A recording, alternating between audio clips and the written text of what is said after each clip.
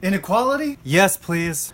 The gap between the rich and the poor is broader today than it has ever been. Corporate CEO pay exceeds average employee pay by a wider margin than at any time in history. Owning a home was once the American dream, but with home prices reaching 2006 record highs, owning a home seems to be reserved for the wealthy few. Hey guys, it's Jeff King here, and today we're going to be talking about inequality. Please subscribe to this channel to get the latest and greatest on libertarian philosophy and so you can learn how a world would work without coercive government. But today we're going to be talking about income inequality. Now, income inequality may seem more prevalent than ever, and many believe it needs coercive solving, aka it needs government solving. But the truth is there will always be a few who make more than the average, because there will always be someone who is at the best at what they do, and that is good for everybody. Income inequality benefits everyone, especially the poor. See, inequality allows those, rich or poor, to work hard and push past the average, and get rich as a reward for their risk and hard work. Individuals applying their skills and resources to push past the status quo is how society advances.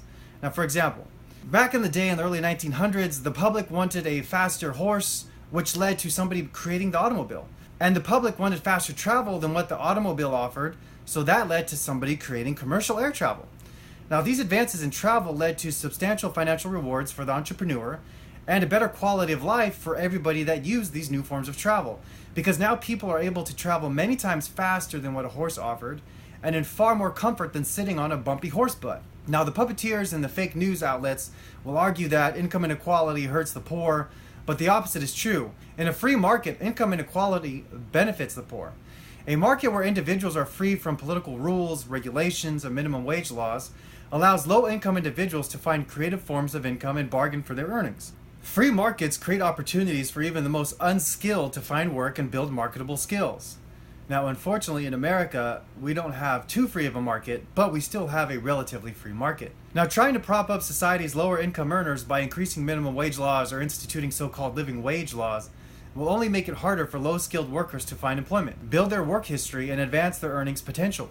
Living wage and minimum wage laws create artificial barriers for employers who are looking to employ people to do simple tasks.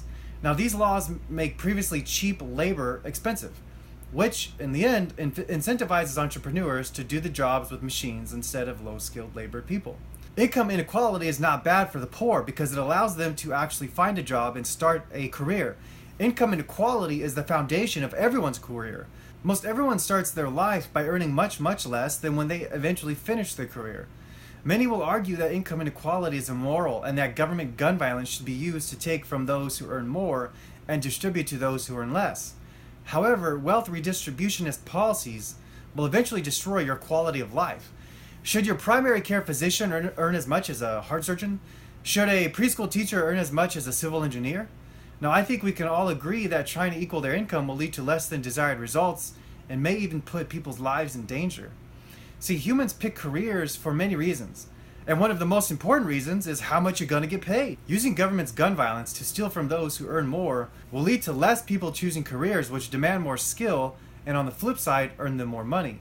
See, heart surgeons earn more than primary care physicians because they provide more value than general physicians. Removing the financial reward for being a heart surgeon will lead to less heart surgeons and the diminishment of everyone's quality of life, or the diminishment of life, period. If heart surgeons are not rewarded for saving lives, well then, who's going to do heart surgery and save lives? These economic principles apply to all people and all careers. In general, those who earn more provide more value to others, and removing their incentive to earn more removes their incentive to provide more value to others. So here's a simple example. In a free market, resources go to those who are most efficient at transforming them into valuable goods and services consumers want and need. So if almond farmer Jack can afford to bid $3,000 for a plot of land, and almond farmer Bob can only bid $2,000 for the same plot of land, Jack will win the bid for the property. Now, we can assume Jack can afford to outbid Bob because we assume that he is more efficient with his resources and can produce more almonds per acre for almond consumers, and therefore, he earns more profit per acre than Bob and can afford to outbid Bob. Now, using laws to strip profits from Jack and redistribute that land to Bob will result in everyone having less almonds and Jack being punished for his efficiency. This, my friends, is how you regress society. Free markets and the efficient allocation of resources are what advances society and drives up our standard of living, not wealth redistributionist policies. The above average standard of living Americans have come to rely on is produced by entrepreneurs creating goods and services people like you value and are willing to pay for. This exchange of value leads to both parties advancing their well-being, as the entrepreneur values the money more than keeping the good or service, and the customer values the good or service more than keeping the money. To advocate for policies which will punish the entrepreneur for being successful at making a good or service people want and need is to punish him for attempting to make your life better. Now, few policies can be more regressive than to take away the incentive for an entrepreneur to create value for the customer. This basic understanding of wealth creation leads me to ask you a question. Does wealth redistributionist policies serve to enrich the unproductive few at the expense of the productive many? Wealth inequality is essential if society is to reward the creator of the next life-saving drug or 200-mile-per-hour car with fantastic profits as a result of making your life better. Inequality drives innovation. Henry Ford didn't revolutionize the automotive industry in an effort to make his company equal to the competition. See, he wanted his company to be as unequal as possible. By creating more value for his customers, he earned an unequal amount of profit. Now, would you argue that government in the 1900s should have restrained Henry Ford's inequality to protect the horse and buggy industry? I think you'd be stupid to say yes. Now, to those who are obsessed with inequality of outcome and think government guns should be used to make everyone equal, have you ever asked yourself what creates the inequality in the first place? See, here's the great secret when it comes to inequality. It's all your fault. That's right, income inequality is all your fault. Stop being a picky consumer and just start randomly buying things in no particular order and with no particular use in mind. The fact is, you decide to go to your favorite restaurant because you think it's the best. But what about the other restaurants? Don't they deserve money for their hard work, and don't they deserve income equality? You watch a movie because you think it's the best, but you're excluding other movies and creating inequality by choosing which one you want to buy.